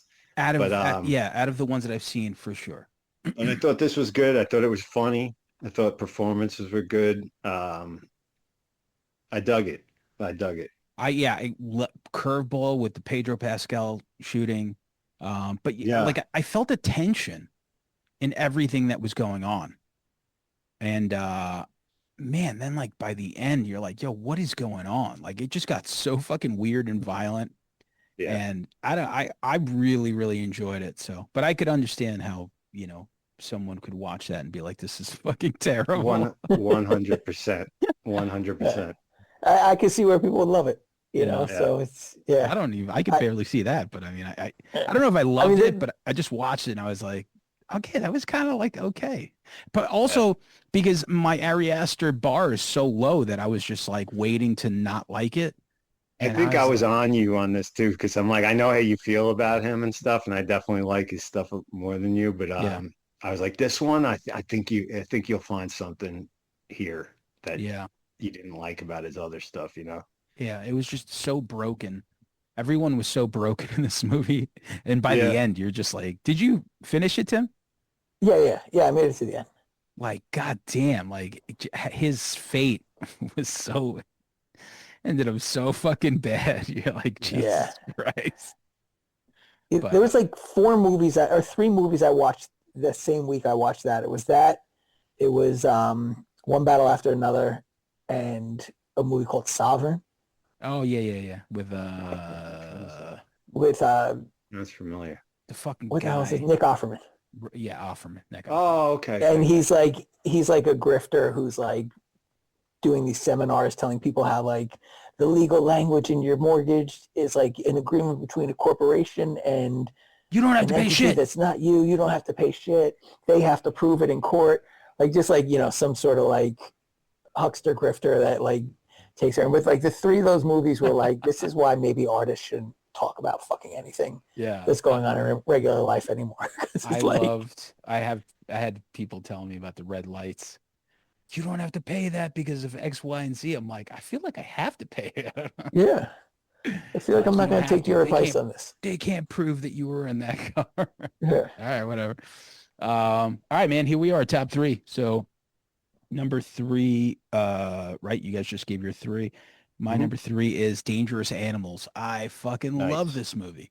I love it so much that I think I watched it 4 times. I remember watching this and thinking to myself, like, okay, this is a great movie. It's a great thriller. Jai Courtney was so fucking intimidating. Like he's somebody that you watch on screen and you're like, okay, if he's kidnapping me or if I got to fight this guy, he's pretty intimidating. Like he's got the thick fucking like forearms. I'm like, he'll put a hurt in. So like you're gonna have to do something to Not his way with you, Sam. yeah. That's what you're saying. Hopefully just, violently, nothing too romantically. Oh, okay, got it. But so I thought the girl was so fucking great. Yeah, she was Yeah, fantastic. She was fucking like her character was perfect. The nerdy fucking, semi-hero, which wasn't really a hero. Just I think there was really just 5 like characters in this movie and they all fucking worked. And then when you realize here's this guy who's basically abducting women and feeding them to fucking sharks after he Mm. has his way with them, you're like, oh, that's kind of like, that's out there. Like You never would've described thought it to me, this Wolf Creek on a boat, right? Yeah. Is that Yeah. and it made sense, But Yeah. I came for the shark horror is like my slumming it. Like I watch a lot of shitty shark movies just because I have a shark phobia and a fear of the deep sea. So I know that I could still semi get a rush of being scared by a horror movie, which doesn't happen often. But it's really not a shark movie at all. No, That's kind of like it just happens to be the way he disposes of his fucking victims. It's so much more Yeah. than that, But his personality around that, like his admiration for the shark and his monologues and basically his character, I don't know. I thought it was just very well written. And I guess it was the guy who made the movie The Loved Ones, which is Yes. another really cool, movie. Look great in the You ever movie see The theater, Loved Ones, too. Tim? The loved one, is that the one where She's like she wants to take this The guy to the prom. prom. take the guy to prom, yeah, and she ends up Yeah. like drilling into his head and shit. Yeah. Yeah. Yeah. I did see that. I It's didn't pretty even good. know that it was his film. Like I didn't put it together till I looked it up on IMDb later, and I was like, "Oh shit, he made that." I had no movie too." idea. Yeah, I love Yeah, it's a that. good Like, movie. because I even like to go back to Silent Night. I didn't know that Mike P. Nelson was the director. He made this movie called The Domestics, which no one ever remembers, but I thought was like really cool, like post-apocalyptic type shit. And Domestics. yeah, you got to check it out. It's like I think I might have seen it. 2018. I think like Kate Bosworth might be in it or something. Oh no, I didn't see this. This looks good. But yeah, Dangerous Animals. I like I said, it was the first time this year that I was like, this is one hell of a thriller. This is a great. I don't know, it's just great. It was just such a intimidating character, like Max Cady in Cape Fear or something, where I'm like, Yeah. this really hits. So number 2, Tim. I'm gonna go with The Monkey for number 2. All right, yeah, I got that at number 2 myself. I already had it, so Let's Let's do go. it. Let's talk monkey. Was there a more fun movie this year? No. No, I saw it in theaters and I think I saw it by myself too. yeah. Same. This was Yeah, early it's in a- the year too, right? When did this come This was- out? It was very early. I didn't even realize it was 2025 until I think Sam reminded me. Yeah, because I February. remember being like Companion, the monkey. I'm like, this year's gonna be great, and And then then like that was nothing it. came out. That was it Nothing till came Dangerous after. Yeah. Animals. Yeah, Um, such a fun movie though. yeah, let's talk the monkey. Yeah. Also, is this the third Stephen King one, right? Yeah, This is, Stephen yeah, King. What a Stephen King year for story. King. Yeah. Really Yeah. cool. Like, it just was so much fun. Like, I think I saw it 3 times this year, and every time I saw it, I liked it more. The narration, the comedic aspects of it were Yeah, they fucking hit pretty good. Yeah. Yeah. You know, the dynamics of like the twins, the mother, the like all these things that just fucking worked so well. And then this like fucking like totally cursed monkey. And then when you realize like what's going on and all this other stuff, just fucking the girl jumping into the swimming pool, like everything about it just worked fucking fantastic. And So good. yeah, I just like you said, so much fun. And I think it might be up on like Hulu right now, it's right? been making. It was on It has been, Hulu. yeah. It's on a couple. I've seen it on another service as well. It's been making the rounds and stuff. But man, Osgood Osgood, Perkins, yeah. He's you can make fun movies like this, because like sometimes like Long Legs, I liked when I first saw it, and then the more I thought about it, I'm like, I don't think this is as good as I originally thought. And he made another movie this year, The Keeper, Keeper, that was which I didn't fucking see. terrible, Was it? yeah, I terrible, heard The Keeper was awful. Yeah. awful. Like maybe do some fun shit like this. This is really Yeah. good, man. Maybe this is better than the pretentious shit. I don't know, but I really what am like Black Coat's Daughter though. I thought that was great. I did like that. I did Yeah. like that. Yes. I didn't know he the was an cast is actor. stacked on this shit too, man. Your boy Corey Halloween is in it. Corey Halloween. I was like, wait, Corey Halloween? Is that Corey Feldman? Wasn't Nick Offerman in this shit too, or am I imagining that? Adam No. Scott was in it. Yeah. Adam He was Scott. from Parks and Rec as well. Yeah, I get maybe Osgood Perkins was playing a character that was Oh no, kind of, Osgood would. He played the Yeah. uncle. yeah, right. That's what it was. Yeah. Elijah Wood was in it. Yeah. Yeah. Shout out to the Toxic Avenger movie. Yeah. Did you like that, Tim? Or did you watch it? I haven't seen it yet. I know we had that discussion. I liked it. Yeah. It was good. Yeah, I Um, just think like this was a movie that showed you everything in the trailer, and somehow it was still enjoyable. Yeah. Yeah. You might be right? Like, I mean, all this, like, they didn't give you like the final payoff on them, but it gave you like the sort of the middle of the Rube Goldberg machine that was going to lead to their death. Yeah, I mean, it's kind of Final Destination-y. for sure. Yeah. But you called it. It's some of the most fun I had at the theater, and I can't believe. And again, like IMDb and whatever ratings and shit like that, they're bombarded with like bots and shit. The Yeah. movies went, but the fact that this movie I think is scoring like at 5.8, which is absurd. I can't even Yeah, believe that's- like what. It's So obscene. much fun. So much fun. And yeah, Osgood. I'm just curious to see what he does. I'm still gonna watch The Keeper, but it definitely, for 2 hits, because he did have 2 hits, and Long Legs was not that long ago, and The Monkey, like they came out pretty close to each other, and then this one popped in at the end of the year, I think like November. I almost wanted to like walk out of The Keeper. Wow. Like it Yeah, was I've doing heard terrible nothing things for about me. it. It's just a dud, man. I don't know. The trailer looked pretty decent too. It quietly came and went. Yeah. Back to the The Monkey is the rare movie for me where the critics gave it a higher score than the audience. Mm. And I agree with the critics over the audience. Like, I usually find like when critics give, like, I don't know. I feel like critics fucking suck now. No, you're right. Yeah. It's usually like the audience and like the critics. Yes. Yeah, like if the audience matches the critics, I'm like, okay, cool. But it's like, I'm more likely to go with the audience score than the critic score. All right. So what do we got? Number 2, Langan? My number 2, Corey Feldman versus the World. Yeah, I was trying to tell fucking Tim how good it was. Yeah, this movie, I mean, I didn't know anything about, we're very, we definitely follow the career of Mr. Feldman more, a lot more than probably most people, No spoilers. I would say. But I found out I didn't know about this movie. I saw like I don't know, maybe like a Facebook ad or something like that. I was like, what the fuck is this? So I was waiting to get it, and then you texted me about it. I didn't know it was up for rent on YouTube yet, so I popped on there, rented that thing, and I couldn't believe it's Spinal Tap and The Room Yeah. in real life. Yes. It's Those two.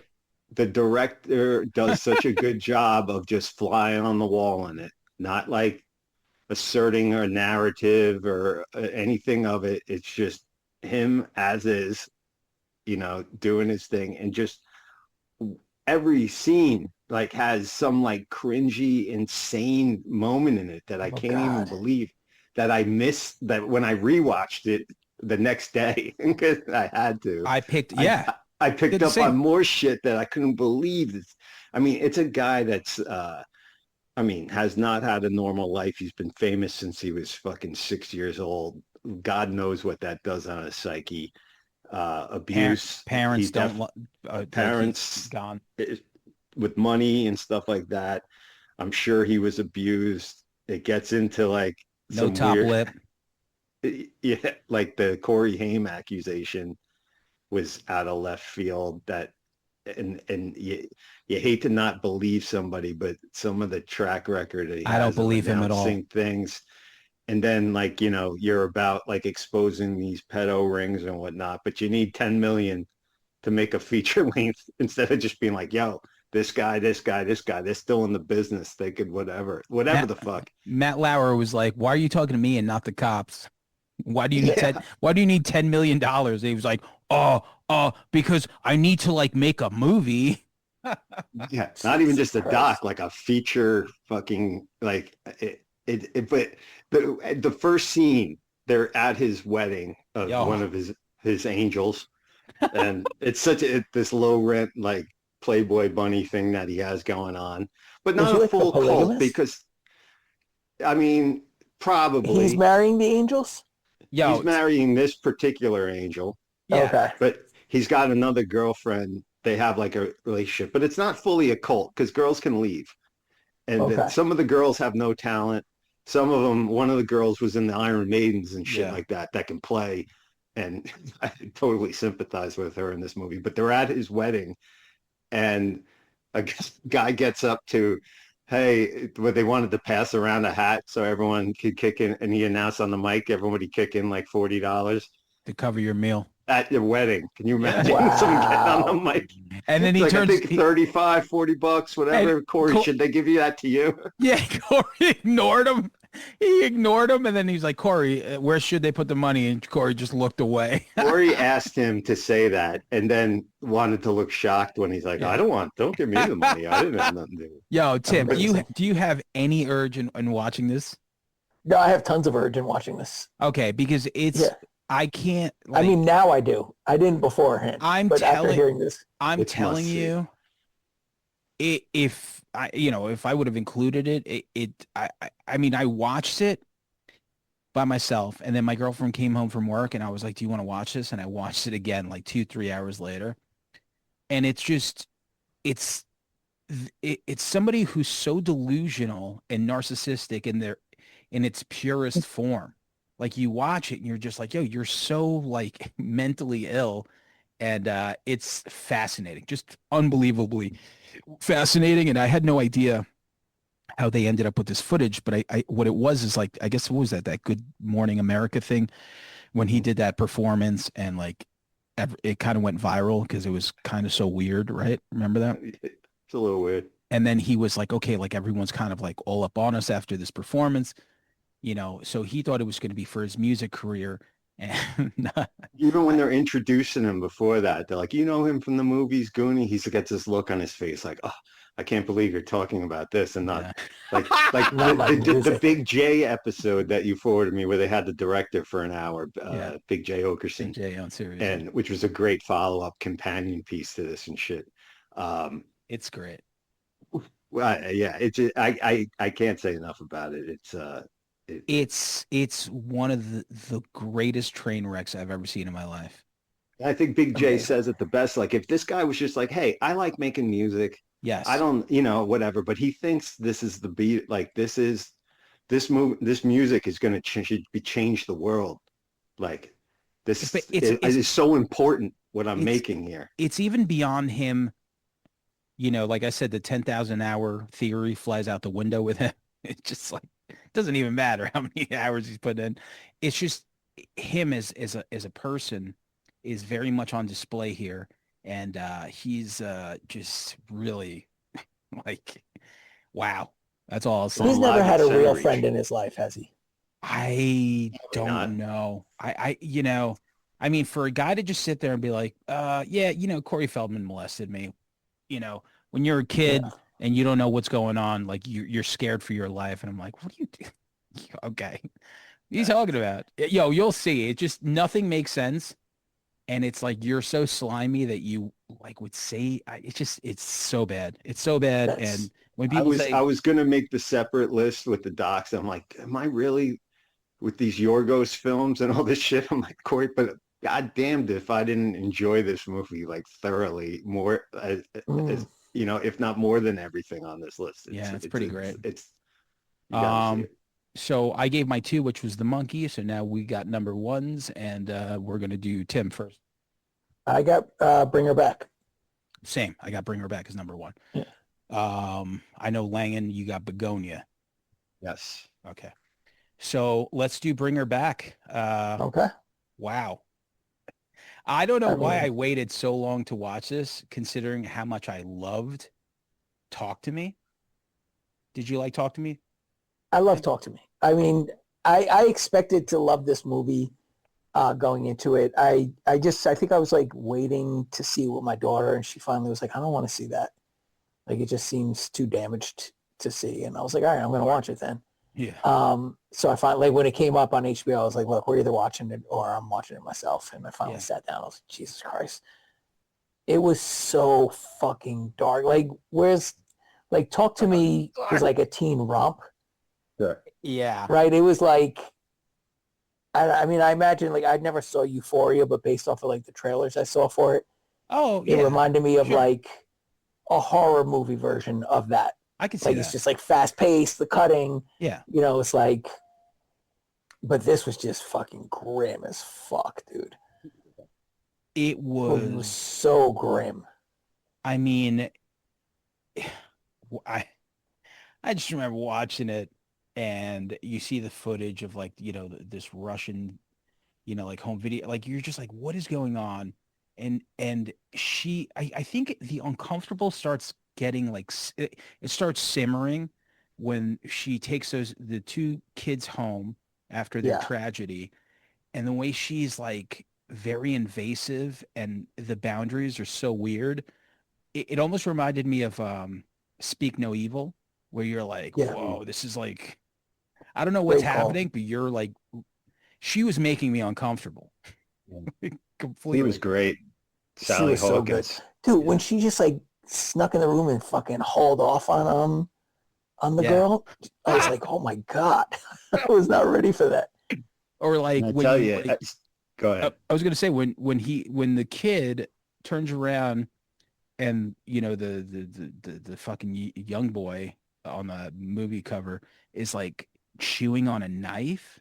Oh You're like, boy. Oh, You're like, yo, what the I was fuck just is going to say the happening? same thing. As completely jaded horror viewers that we are, that shit with the knife, his fingernails on the foot, like there was a whole bunch of shit Chewing that on made the me so fucking like there's agitated. some things that wasn't he kid like peeling off part of his arm at one point too? Yes, that too. he Oh, was biting that wooden fucking like Oh, oh, I was like, I yo, know. this kid deserves Savage. an Oscar. Fuck that. yeah. Fuck the Life of Chuck guy. Like this little That kid kid was was, unbelievable. He was getting more and more like his stomach was getting like weirder. And I don't know how they did it, but like with the caseworker, when she went to go check up on her friend, the main villain here, she gets hit by the car yeah. and it looks so real. I'm like, how the fuck? Just it looks like they just filmed somebody getting hit by a Yeah. fucking car.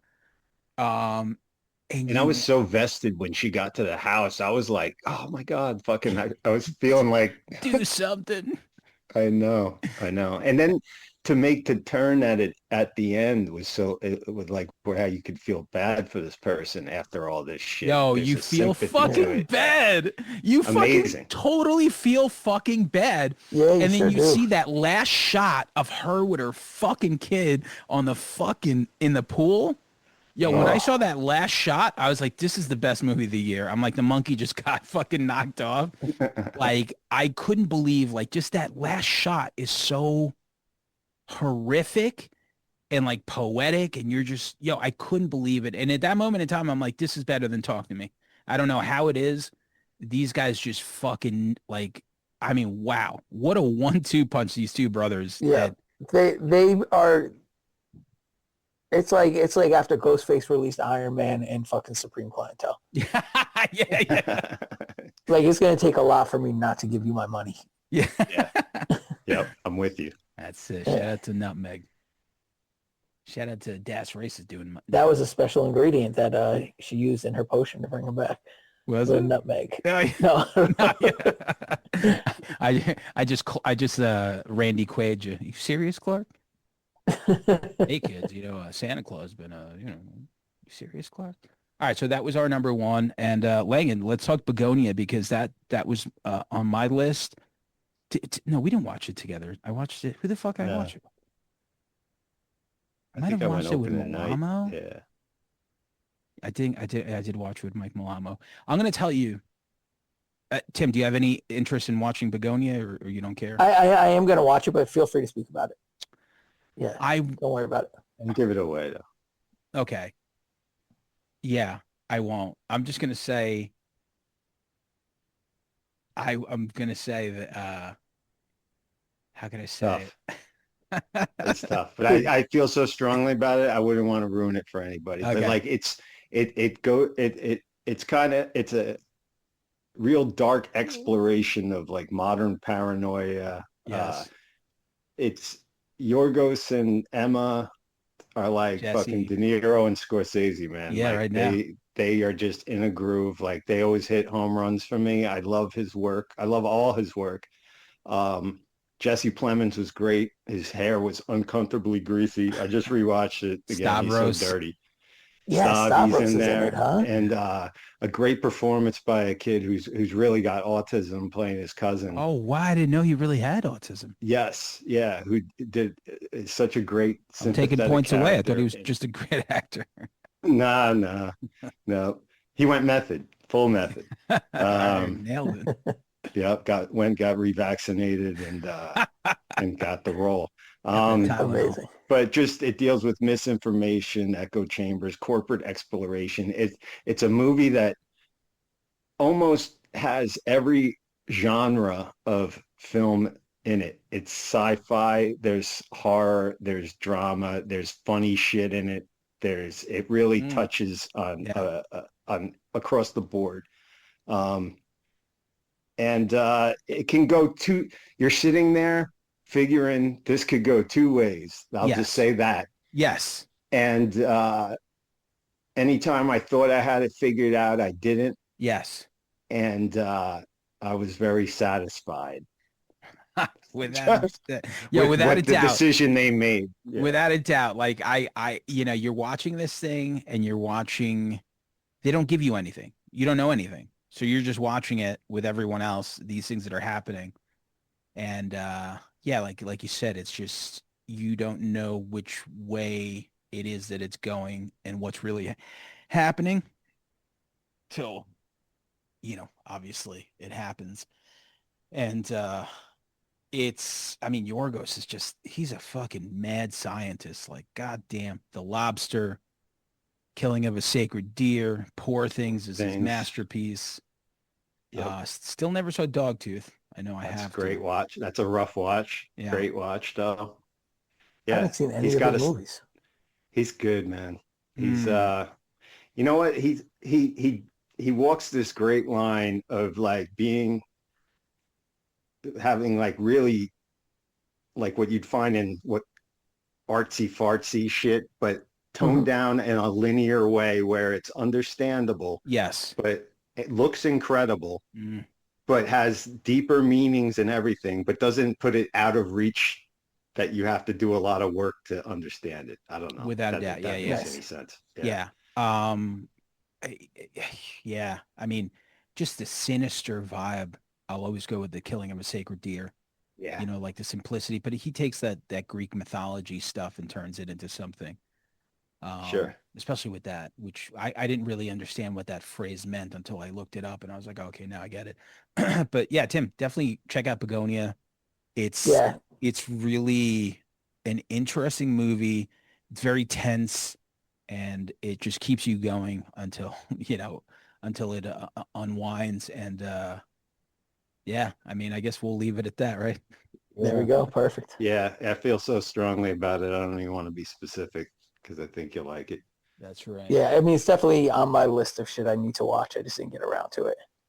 All right, so Corey and Begonia, those are your two. Corey and Begonia, yeah, they're there. Yeah. All right, well, listen, man, it's I been got, a year. I got Begonia and Eddington book ending Yeah, Corey Feldman versus the world. There you go. He's the meat in the sandwich. you've said it all. We've said it all. Do you have anything special for this year-end episode coming out? Is anyone gonna? Yeah, did the budget have confetti, or is this it? For co culture? No, I was talking Oh. to Langan. Oh, sorry. Do we have fireworks? With our year-end episode. I love how we do this show, which is never any rhyme or reason. Yeah. We still didn't even get fucking Zilla on because we had him booked, and then he's like, yo, I'm playing a show Wednesday. He's like, I totally forgot. And then from there, I'm like, all right, let's just do something in January. So A busy season. that's it. Yeah. We'll get him back in. We'll talk that new record. Yeah, it's a good record. It's great. It's really good. And I think it's just, you're able to dissect it once, when someone comes in, you just take time with it. And he also, what I really like that Zilla does, which Zilla Rock is Tim's co-host on Call Out Culture, as well as obviously Curly Castro, but he did a lot of cool videos with the lyrics underneath, and it's just like, like a snippet. It's like, here's like a minute of the song, and then from there, you get to like absorb the song and when you listen to it. So I thought that was very cool. We'll get them on in January. That's it, guys. Rock and roll. All right. Happy Yeah, New man. Year. Thanks for joining Happy us, New dude. Year. Thank you for having me, man. I love coming on the show. Always, man. Anytime. Anytime. All right, guys. All right. Peace. Later, man. Peace. Late.